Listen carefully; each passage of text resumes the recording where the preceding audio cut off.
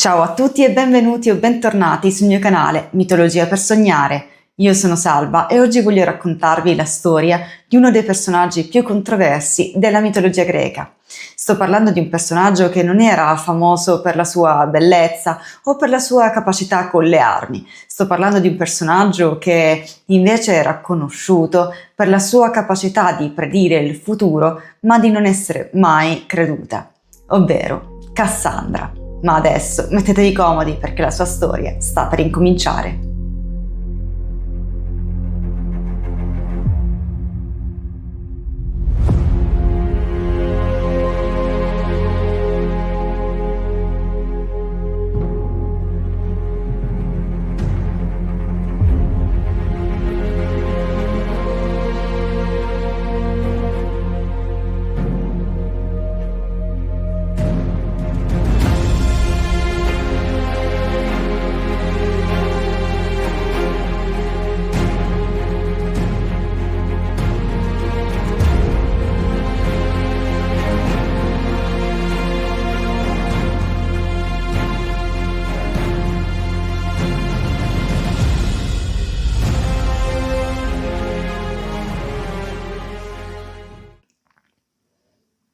Cassandra è una delle figure più potenti della mitologia greca, è figlia di Priamo ed Ecuba, quindi è una principessa troiana, ma a differenza dei suoi fratelli non è famosa per le doti in guerra o comunque capacità politiche.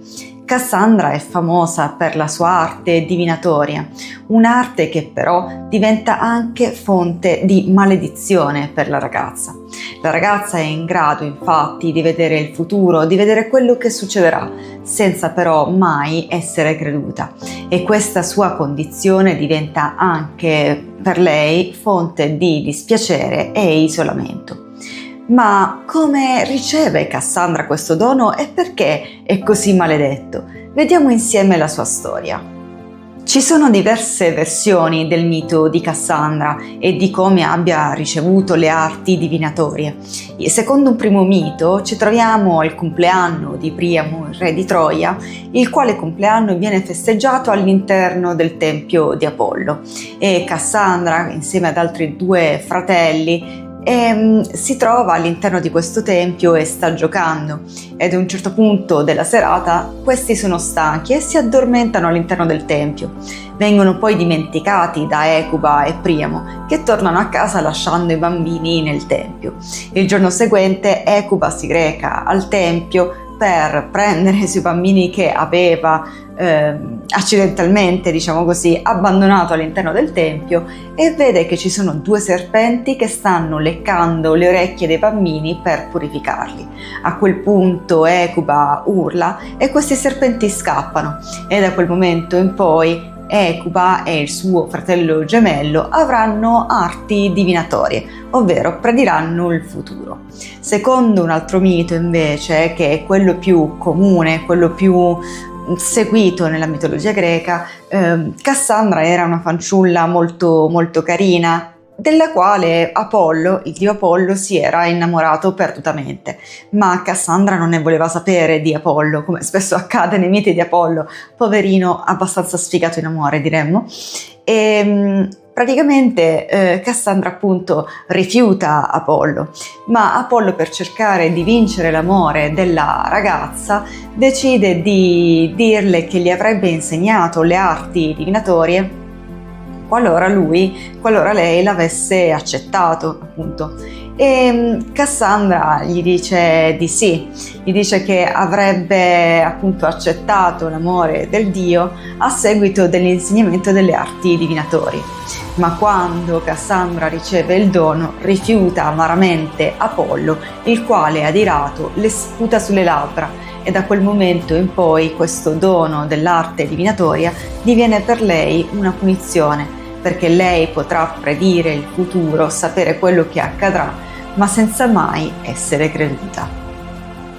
La figura di Cassandra, seppur secondaria all'interno dell'Iliade o anche dell'Odissea, è una figura fondamentale per quanto riguarda la storia di tutti quegli eventi che poi porteranno alla guerra di Troia. Cassandra, infatti, quando Ecuba era incinta di Paride, sapeva quello che sarebbe poi successo.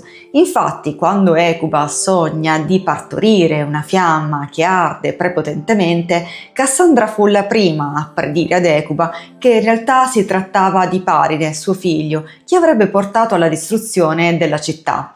Ma Ecuba non seguì affatto l'idea o comunque i suggerimenti di Cassandra, e infatti furono altri indovini a predire più o meno la stessa cosa, motivo per cui Paride poi fu portato successivamente sul monte Ida e abbandonato.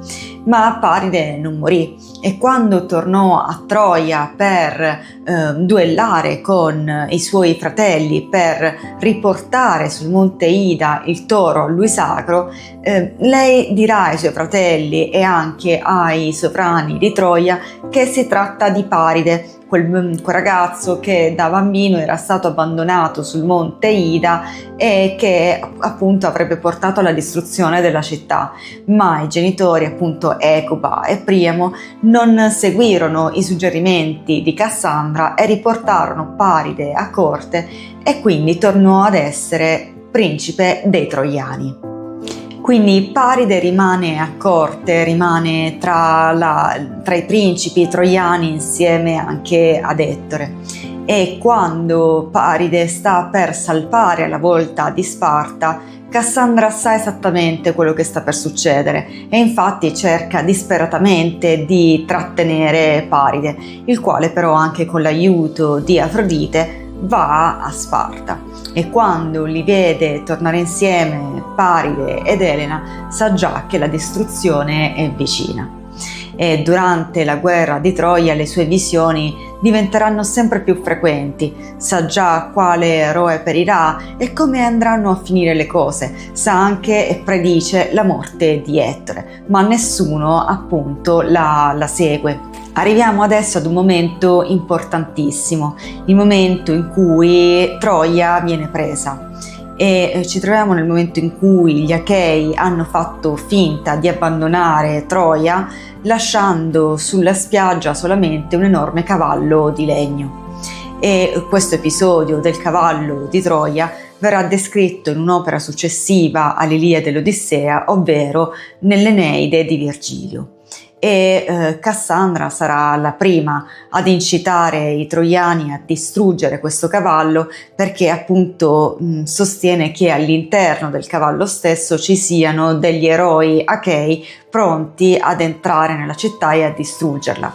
E insieme a lei ci sarà anche l'indovino Lacoonte, il sacerdote Lacoonte, il quale sostiene anch'egli che questo cavallo sia in realtà una sorta di trappola da parte degli Achei per poter prendere la città, ma Laconte subito viene zittito anche dagli dei, i quali lo faranno morire insieme ai suoi figli avvelenati da un serpente. E i troiani vedono questa morte del sacerdote come un presagio degli dei per aver tentato di bloccare o eliminare il dono offerto proprio dagli Achei agli dei stessi. Per cui quella notte stessa i troiani faranno entrare il cavallo di Troia all'interno delle mura e quella notte Troia verrà distrutta.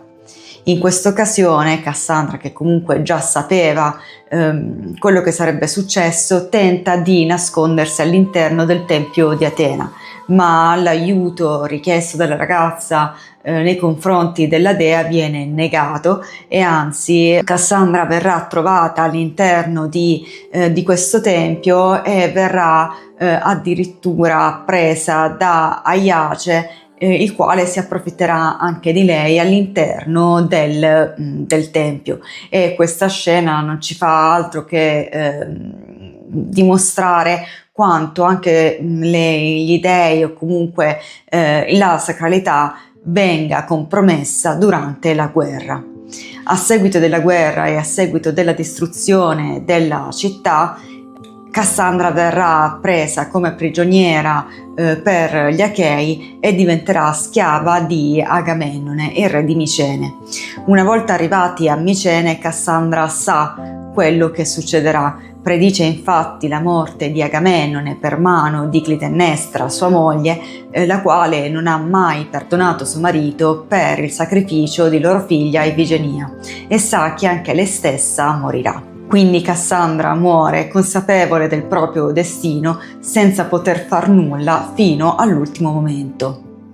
Nel corso degli anni la figura di Cassandra è andata anche a descrivere un po' la figura femminile, la figura di una donna che magari denuncia un sopruso e non viene assolutamente aiutata o creduta.